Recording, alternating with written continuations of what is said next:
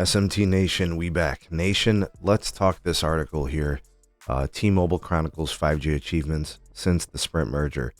For this particular article, it highlights pretty much everything that T-Mobile promised and agreed to do with the network if they were to, get the Sprint merger approved, and this would be their end of the bargain in order to help serve the public in a way that regulators were cool with, right? So they made that agreement, signed, pack delivered, and let's see if they've met those requirements over the time frame of the last, what has it been, about 3-4 years, right? All right, so this article basically highlights everything, so it's pretty good just to overview it, see how things are going.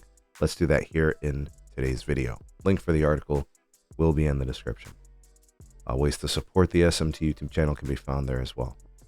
All right, so way back when, some of you may be too young to remember the merger at this point. Maybe you weren't even on the channel at the time. T-Mobile made promises and agreements to build out their 5G network to certain standards, certain speed requirements, certain reach, how many customers and things like that. Nationwide 5G, 5G ultra capacity, low band, all that built into the network. But there is a filing that was submitted by the legal team over at T-Mobile indicating that they had met or reached or exceeded all the requirements of the agreement on the network build. So T-Mobile's attorney, Nancy Victory, what a name, in working as the lead regulatory counsel of T-Mobile and Deutsche Telekom in the whole merger piece, submitted this filing, and you see all the 5G commitments that they reached. Okay, so some of them have to do with like reach, how many people. Some of them have to do with speed requirements, and T-Mobile, according to them, has hit them all, right?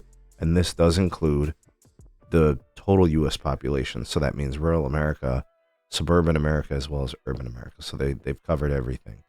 So a testament to their build, right? So according to the drive test data that T-Mobile submitted in the filing, they have 50 megabit download speeds, at least 50 megabit download speeds in 75% of the US population, and at least 100 megabits per second in download speeds in 63% of the US population. So in that 3-year commitment, those metrics were reached.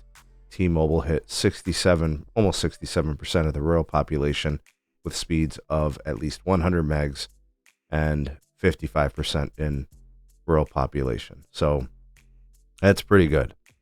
55% at 100 meg, 67% 50 meg. That's pretty good. I will say, when you look at how PEAs are set up, right? Every market is different. Some markets have a lot of folks, some have very few. You may or may not be motivated to build out speeds in certain places because the return of investment in some places doesn't call for it, right? So a town of 5,000 people, are you going to build 10 towers? But a town of 10 million people is going to receive a lot of attention. All right. So according to T-Mobile, they hit their mark. I know Dish has a lot of requirements. That's worth considering. They've got one more mark I think they got to hit. So that's something we're following. But T-Mobile hit their mark. And, what you don't see discussed in this article and what you don't see discussed in this disclosure from the drive test and the data is all the jobs that were lost in the merger, in which T-Mobile promised they would create, and they simply have not. They have reduced and eliminated jobs by the tens of thousands, right? So very different story on that end. The network turned out pretty good. The jobs and stuff like that, definitely negative, definitely downside. What do you guys think? Sound off in the comment section below. You all the voice of the people, the SMT Nation. Let your voice be heard.